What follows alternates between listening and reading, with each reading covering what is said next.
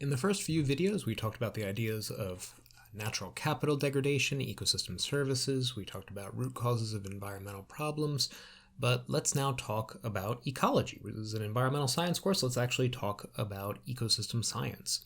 So what exactly is it that ecologists study? Ecology is the scientific study of the interactions between organisms and their environments. And we can separate an ecosystem into two major types of components. We have the biotic factors in an ecosystem, and we have the abiotic factors. Bios means life. Biology is the study of life. Biotic means the living components of an ecosystem. So anything that's alive in an ecosystem is a biotic factor. If we were to consider a rabbit, and we were to look at the ecosystem that that rabbit lives in, what are the biotic factors of its ecosystem? Well, the grass that it eats is alive, right? Plant is a living thing, so that's a biotic factor of its ecosystem. If it's hunted by a fox, that predator is a biotic factor of its ecosystem. That's a living thing that hunts it. Other rabbits in its area that it's either going to compete for food with, or it's going to look for mates, or maybe it lives with, it gets warmth during the winter in order to stave off the cold. Those are biotic factors of their environment. Any other organism in their environment, even if they're not directly influencing each other, say a frog or something like that, that might be a biotic component of their ecosystem. They might be competing for space. They might be competing for water in some sense, even if they're not directly preying on each other. Any shrubs nearby that they could hide in, that is also a biotic factor of their ecosystem.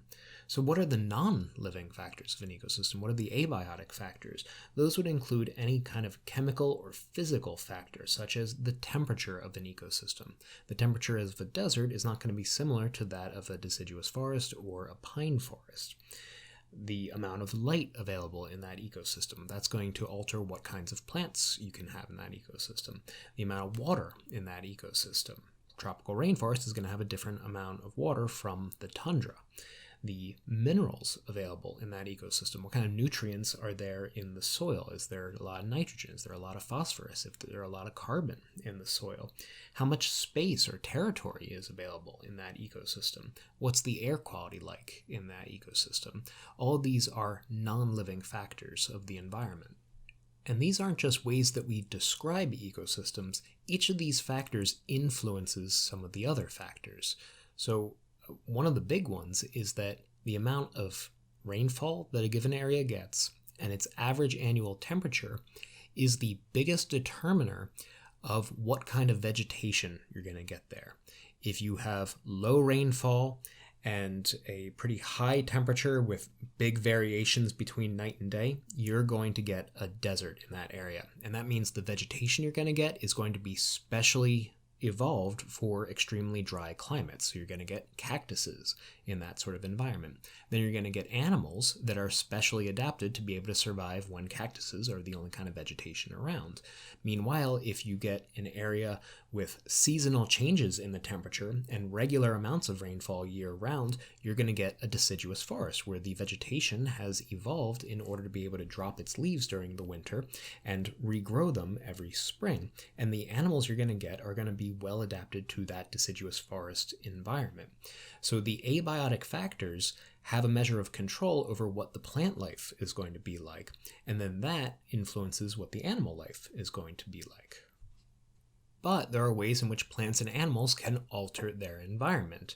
Beavers can alter the flow of a stream and turn a forested area into a wetland area. Certain plants can change the composition of nutrients in the soil and therefore change what kind of plants will thrive in that soil. So there's a push and pull between these factors in determining what kind of ecosystem is going to be set up in any given area. Ecologists study life at a number of different levels. So starting at the smallest, we have organismal ecology. Organismal ecology is concerned with the evolutionary adaptations that enable individual organisms to meet the challenges posed by their abiotic environments. It's a little bit like keeping a pet, right? If I have a pet turtle, I'm interested in what his ideal temperature range is. I am interested in, does he need a lot of water to swim around in, or does he prefer to stay dry? What kind of food is ideal for him? What kind of nutrients does he require?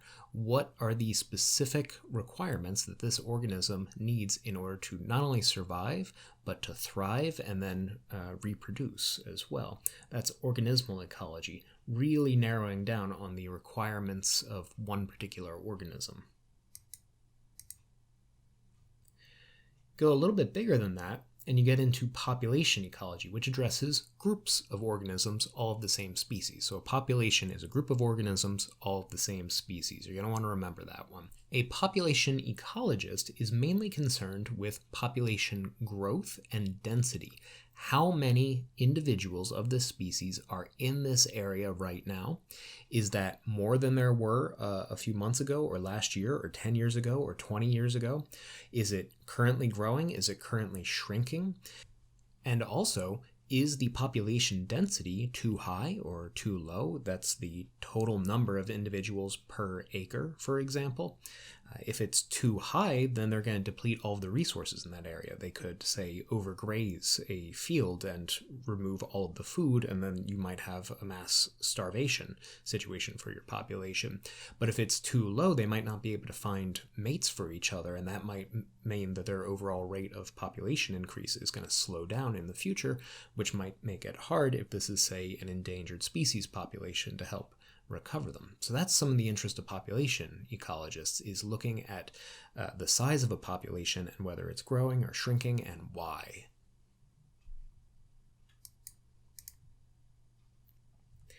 Community ecology is concerned with what else but communities, ecological communities.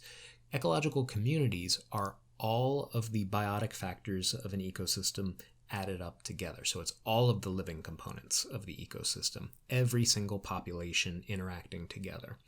So here I have a GIF from Shark Week. We have a shark eating a fish, and this is a community level interaction because we have two species of two different populations that are interacting together. Predator-prey interactions are community level interactions. Situations of symbiosis, where you have two organisms working together in order to increase their own fitness, that is a community level interaction.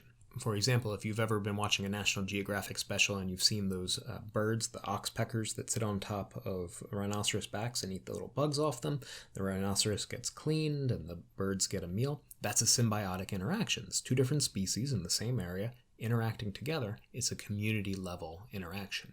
So community ecologists are interested in the structure of an ecosystem, how the different populations interact with each other, and what jobs they each have. Is this one the main predator in this area? Is this one an herbivore? Does this insect specifically pollinate this flower, or does it pollinate all kinds of flowers? How do all of these organisms interact together? That's community ecology. So then what's ecosystem ecology? Ecosystem ecology is adding it all up together, the biotic components and the abiotic components. So it's concerned with ecosystems, all of those factors. It focuses on things like energy flow and the cycling of chemicals through ecosystems. Nutrients, which are chemicals in ecosystems, can be passed from organism to organism to organism. They can be pulled up from the soil, incorporated into the structure of plants, then eaten by an herbivore. That herbivore is eaten by a carnivore. That carnivore is eaten by a larger carnivore. Eventually, that carnivore dies. Its body is decayed, eaten by decomposers, consumed by decomposers, returned back to the soil where it's pulled back up by a plant. So that little bit of nitrogen that was in the soil can be cycled round and round and round and round and round in an ecosystem.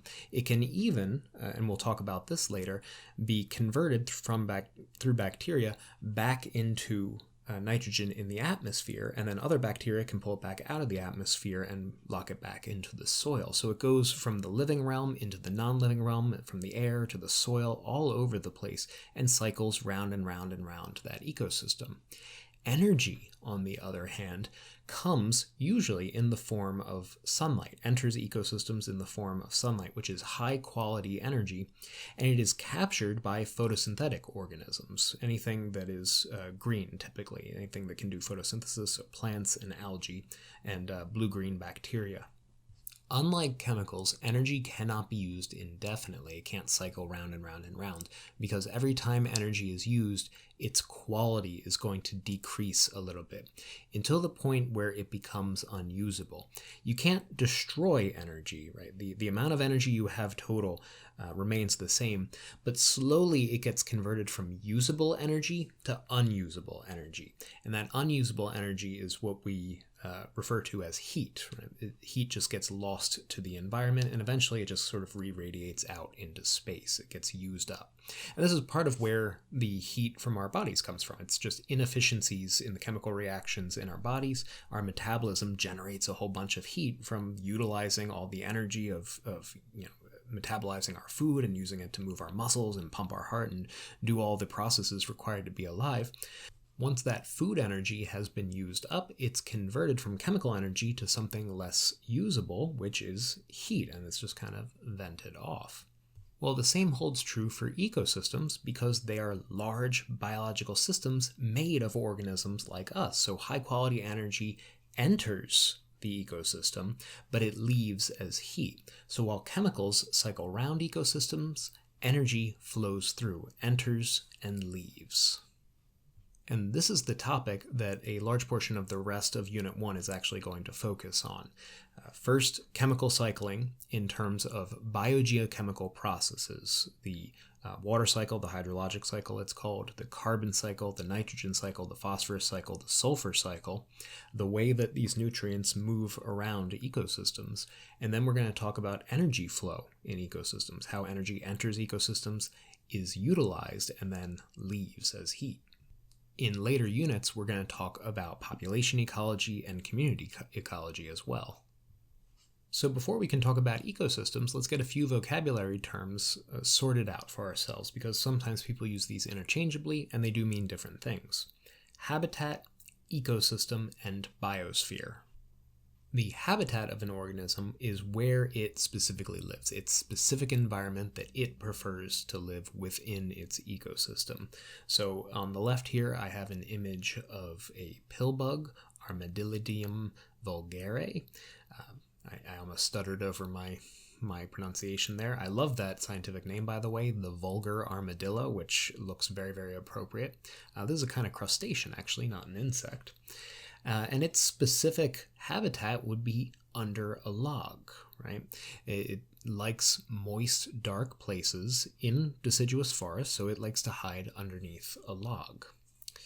The ecosystem in which it lives, though, is a deciduous forest, more often than not. Something deciduous meaning trees that drop their leaves every fall, so sycamores and oaks and maples and beech and all of these kind of trees that we're kind of familiar with in Pennsylvania. An ecosystem consists of a community of organisms, the biotic components, and their abiotic environment. So in the picture on the right, I have a lion, and its ecosystem is a grasslands, and you can see all of the different species of grass that we have growing down here. We also have this zebra that it has freshly killed, and we have this jackal in the background and all these buzzards that it's competing with for the meat. I'm not sure what's on the horizon here. It looks like it might be some wildebeest, but it's kind of out of focus. It might just be part of the landscape in the background here, but there are other organisms that are part of this ecosystem. You also can see that there's a decent amount of sunlight always shining down here. You know, the temperature is going to be pretty warm in this area, and the rain is going to be low, but relatively predictable in a grassland as opposed to, say, a desert where it's going to be even lower and much more unpredictable. These are all ecosystem factors, both the biotic and abiotic factors of an ecosystem. The biosphere, on the other hand, is the sum total of all of the ecosystems on the planet. You might be familiar with the concept of the atmosphere, which is a thin shell of gas that surrounds the entire planet. We can also talk about the hydrosphere, which is the layer of water that surrounds the planet. The thin layer of water that represents the oceans, which compared to the full girth of the Earth is actually a pretty thin layer sitting on the top. And we can talk about the lithosphere, which is the crust of rock surrounding the planet, which would also include things like the soil. And then we can talk about the biosphere, which is the thin layer of life surrounding. You can think of it as all the algae in the ocean, all of the bacteria and yeast floating on air currents way up in the sky, all of the trees in the rainforest, all of the people walking across the planet, all of the plants and animals and fungi and protists and every kind of organism that you can imagine on the planet. All of them just kind of in a layer across the Earth, forming another sphere, just the same as the atmosphere is a layer of gas and the lithosphere is a layer of rock. This is a layer of life going across the planet, and it's basically the sum total of all of the ecosystems. An important concept that ecologists talk about is the interaction between the atmosphere, the biosphere, the lithosphere, and the hydrosphere, because the atmosphere, hydrosphere, and lithosphere represent the abiotic components of the ecosystem, the soil, the water, the air. And these are all reservoirs of potential chemical nutrients that the biosphere can utilize to build living things. And through what we call biogeochemical cycles, these materials are exchanged between these spheres. So we will talk about those in a little bit, the biogeochemical cycles: carbon cycle, nitrogen cycle, hydrologic cycle, phosphorus cycle, and sulfur cycle. But we're still laying a little bit of groundwork right now. Next up is the concept that ecosystems are systems. They are a series of interconnected parts, living parts and non-living parts, but ecosystems require inputs of matter and energy, and these inputs are then changed by physical and chemical processes, sometimes metabolic processes inside our own bodies. In a way, ecosystems work like giant machines, and they obey the same laws of physics as any machine that we are trying to build would have to obey. So they have to obey the law of conservation of mass and energy, which takes us into a small bit of physics discussion. But I promise it won't be that bad. The law of conservation of matter and energy, of mass and energy, says that matter cannot be destroyed or created, only changed from one form to another. And the same goes for energy. Can't be destroyed or created, can only be changed from one form to another. So, if you put on mass, right? If you go from being a baby and then you grow up into an adult person, you put on a lot of mass, right? You are a much larger person than you used to be. That mass had to come from somewhere.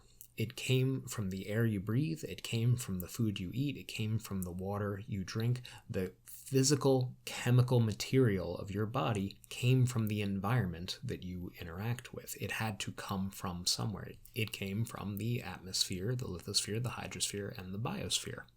And you don't just take chemicals in, you exchange chemicals. You breathe in oxygen, O2, and you breathe out CO2, carbon dioxide. So you're constantly exchanging material with the atmosphere, from your body to the atmosphere. Chemicals cycle around ecosystems, and we are participants in our own environment, in our own ecosystem.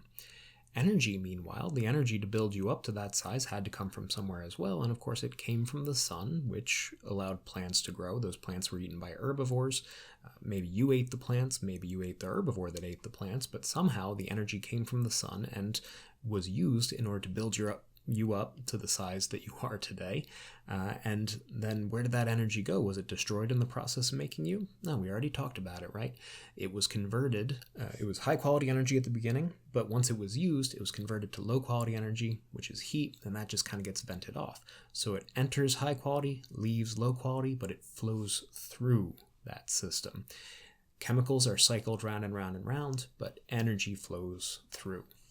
So here on this next slide, I have a simplified ecosystem. It's a terrarium, right? So it's totally enclosed. And if it's totally enclosed, and I provide it everything that it requires, it has enough carbon, it has enough nitrogen, it has all the nutrients it could possibly need, then those nutrients should be able to cycle around and round and round, and it should be able to sustain itself. Maybe there's some animals in here that can eat the plants, they can process the plant matter into waste. They can deposit the nutrients back into the soil. The plants can take those nutrients back up from the soil, make new plant material, and then those plants can be eaten by the herbivores again, the insects, and then on and on and on.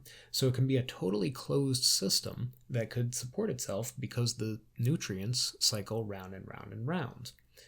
But we still would need a constant influx of new energy to enter this ecosystem, which is why it needs to be made out of glass. If we were to block the sun, then the whole process would shut down because we need fresh energy flowing through at all times. So ecosystems on planet Earth operate by the same rules. Without sunlight constantly shining on them, they would not be able to sustain themselves. They would not be able to continue processing energy. They would not be able to continue cycling nutrients in the way that they do. So a simple terrarium is a microcosm that exhibits the two major processes that sustain all ecosystems: energy flow, the passage of energy through the components of the ecosystem, and chemical cycling, the use and reuse of chemical elements such as carbon, nitrogen within the ecosystem. As I mentioned before, the abiotic factors and the biotic factors of an ecosystem have a complex interaction with each other. So what I'm going to do now is go through each of the abiotic factors that we've already mentioned and discuss how variations in each one might affect the biotic components, starting out with energy availability. And we just talked a lot about how energy flows through ecosystems. Energy is a non-living component of ecosystems. It enters in the form of sunlight. Sunlight is obviously not alive. The sun is not a living thing. But when that sunlight hits plants and algae and blue-green bacteria, it can be captured by pigments inside those organisms, pigments such as chlorophyll, which you may already be somewhat familiar with.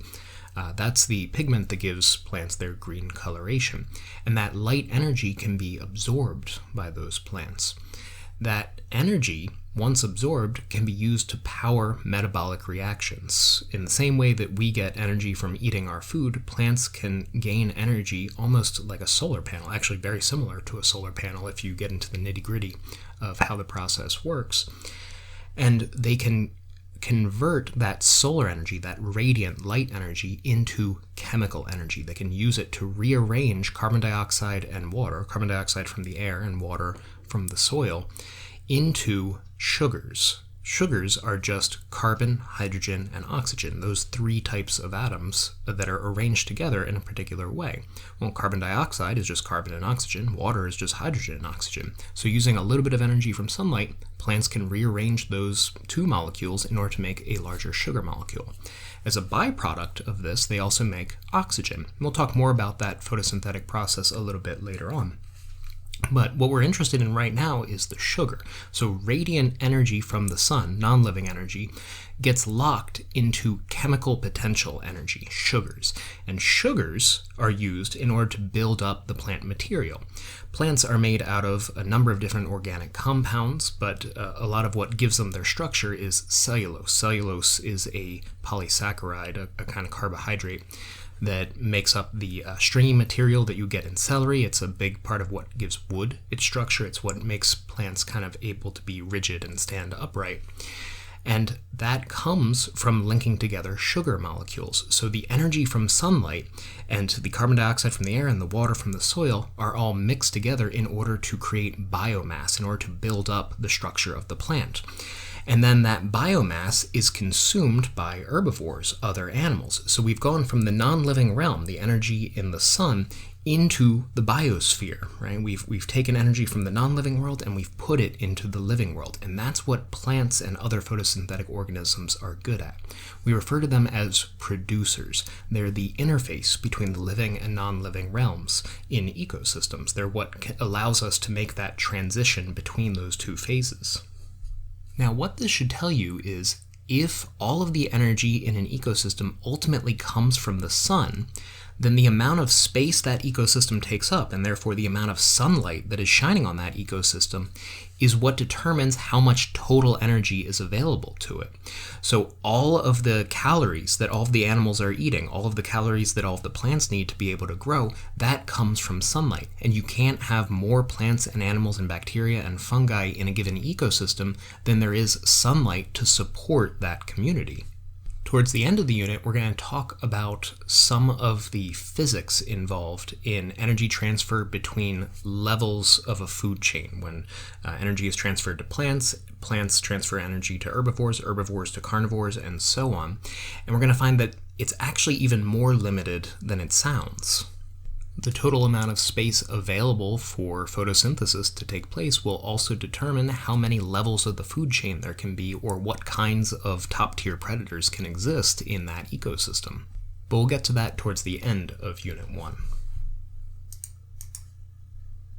The next abiotic component of ecosystems that affects the biotic components is going to be the temperature. One of the main determining factors that tells you what kind of ecosystem is going to be in any location is the annual mean temperature, and mean in this case meaning the average temperature. What is the average annual temperature? And this is going to determine what kind of biome you have. I'm just introducing this term biome now, so if you're unfamiliar with it, don't worry about it, but a biome is a category of ecosystem. It's a major life zone. It's a type of landscape. So the Sahara Desert is an ecosystem, but deserts are a biome. The Amazon rainforest is an ecosystem, it's a specific ecosystem, but tropical rainforests are biomes, right? It's kind of a major life zone where you could have large numbers of ecosystems within them. Some ecosystems have very, very high temperatures, like tundras, and the tropical rainforest, of course, is down by the equator, and that temperature is pretty high all the time. Others have very cold temperatures. Any kind of pine forest that you get in northern Russia or Canada, something like that, they're generally going to have snow on the ground most of the time because it's relatively cold. Or tundra ecosystems where there's very little in the way of large tree life, but there's a lot of smaller shrubs or brackens or things like that kind of lying along the ground. That's going to be cold year-round. Different organisms are specially adapted for different temperature circumstances because their metabolisms, the chemical reactions that take place inside their bodies, are going to be specially evolved to take advantage of those circumstances. You might know that your body temperature is maintained at about 98.6 degrees. Some people run a little bit cold, some people run a little bit hot, but the average is about 98.6 degrees. Your body tries very, very hard to maintain that temperature. If you are feeling really, really hot, you will begin to sweat in order to cool you down. If you're feeling really, really cold, it'll begin to shiver in order to burn some extra calories in order to heat you back up, because it really wants to maintain that ideal temperature. And the reason is there are enzymes, biological molecules, enzymes are kind of protein inside your system, that help the chemical reactions of your metabolism, and they operate best at a very specific temperature. So if you can maintain that temperature within your body, then you can perform your healthy, normal metabolism. You're going to be operating at your best optimal condition. Different species will run cooler or hotter than us, but just like us, they are influenced by the temperature of the environment that they find themselves in. So if we were in permanently frozen areas, we'll change our behavior in order to adapt to that, right? We would build houses with insulation, we would dress in lots of furs and things like that.